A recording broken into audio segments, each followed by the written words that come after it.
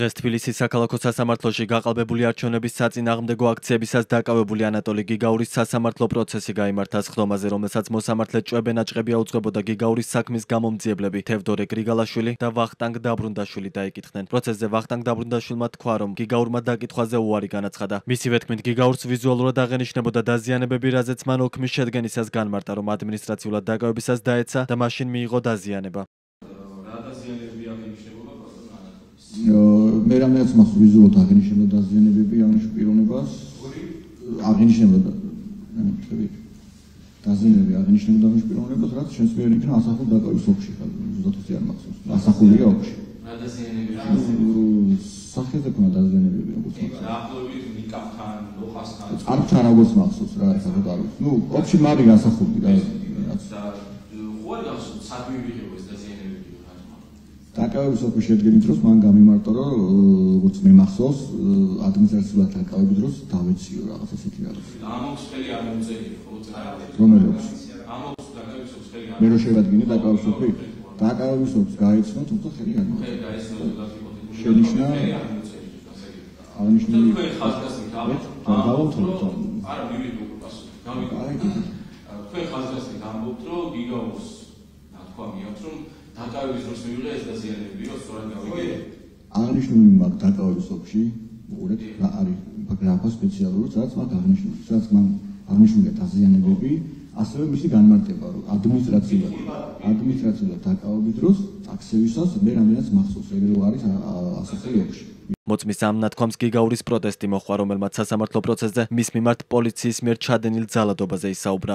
ბატონო მოსამართლე, ზუსტად ამ წუთში ორი თქვილი თქვა და პირველ რიგში თქვა რომ მე გამოვიყენე დუმილის უფლება და ვაფშე ხმა არ გამიცემა ამათვის საერთოდ არც ხელს უწევდი და არც პასუხს უწევდი არც ერთ კითხვაზე ჯერ თქვა იგივე ეხლა თქვა რომ მე ვითომ მას რამე უთხრა ამ დუმილის უფლებაზე ეხლა რომ ვატო გამოკითხული არ არის და შესაბამისად გამომიგეთა მოწმის სახით და არ მომაწოდა ინფორმაცია თუ ამას გულისხმობთ ეხლა ვერ გავიგე სიტყვები ხარ თუ არა ვიხილე დუმილის უფლებას ბრალდებულოთ კიდეც არ გამომიკითხე რომ დუმილის უფლება დამიფიქსირებინა და ვერ გავიგე რა სამომიგო თქვენ ხო შემეკითხე რა მოხდა მე გითხარ ვიხილე დუმილის უფლებას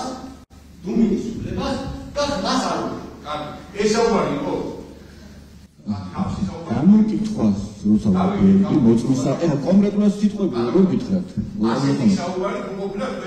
ფაქტია რომ ინფორმაცია გამოკითხვა არ მომაწოდა ინფორმაცია და ვერ გავკითხე და ეხლა კონკრეტულად სიტყვები არ მახსოვს კონკრეტულად რას ამბობენ თქვენ ოთახში შემოვიდა გაგუნი და თავში მიყავდა მუშტებს და იმ მუშტების შედეგად მე სისხლჩაქცევები განმითავდა თავზე, წარზე ხო მქონდა და შენს ოთახში სისხლჩაქცევები განმითავდა თავზე. ხო თქვით რომ წარზე მქონდა უარი. აი ეს სისხლჩაქცევები თავზე რაც განიჩნდა, თქვენ ოთახში, თქვენ წინ, როცა თქვენ ესე ვითომ არ იყურებოდი და კომპიუტერს არ გაკუნებდა და თავში მივიყავდი, თქვენ არც რეაგირება განახორციელა.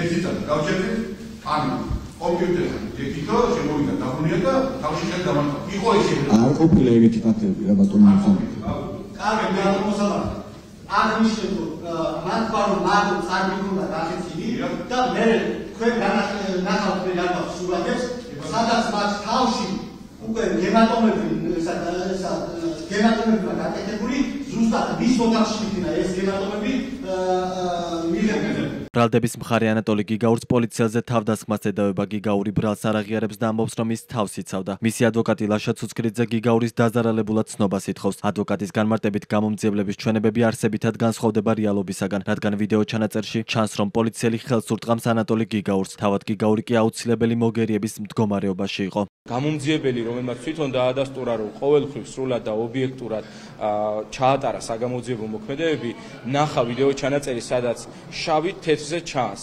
რომ ანატოლი გიგაურს ხელს ურტყავს პოლიციელი და დათვალიერების ოლქში საერთოდ არ აღნიშნა ეს ფაქტი, რომ ეგრეთ წოდებული დაზარალებული ხელს ურტყავს ანატოლი გიგაურს.